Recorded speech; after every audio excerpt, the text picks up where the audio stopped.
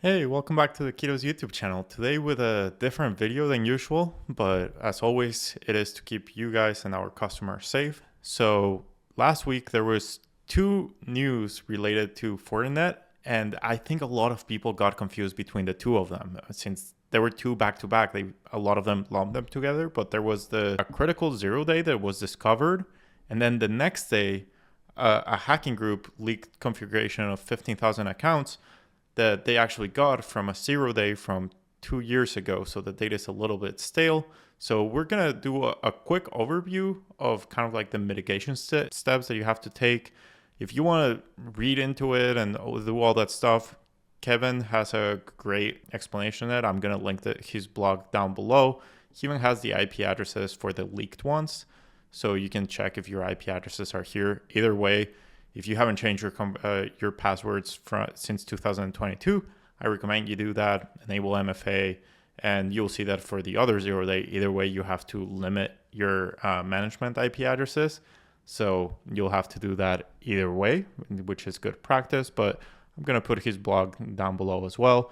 And if you want to learn more about all of it in video form, I'm also going to link low levels video down below. He goes into detail for 11 minutes about how it happened and all those things, and basically kind of like nerds out about it. Everybody here at Ketos watched this video and we all loved it, so you should check it out as well. But yeah, so as I said, two of them. One of them is just a leak of credentials from another zero day 2 years ago. That one, just rotate your keys, and yeah, and if you haven't updated your software in the last 2 years, make sure to update it. The other one is a zero day found in, well, I guess it was 2024 since this is CVE 2024, but it was disclosed in January 14th. And it's a CVE of score of 9.6. The highest you can get is a 10. So pretty, and the score is based on kind of like how easy it is to implement and how big of an effect does it have. So 9.6, huge. So make sure to take this seriously. And basically for mitigation, you want to limit the IP addresses that can do HTTPS.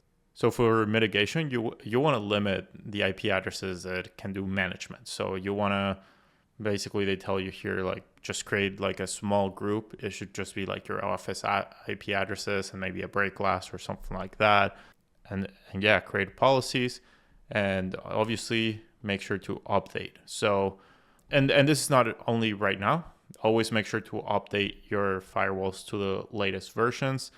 And speaking of updating FortiGate, whenever you update it to anything over 7.2.10, FortiGate also added a mitigation for radius blast, which requires the authentication header even when they're not sending it. So for that, if you're using Easy Radius, make sure you click the always send authentication message and then click save at the top. That will ensure that we always save it, and then your Fortinet is going to be able to connect. If not, you're going to get this invalid secret from server error. So now you know. Go make sure you upgrade your FortiOS, make sure you limit those IP addresses, and stay safe out there.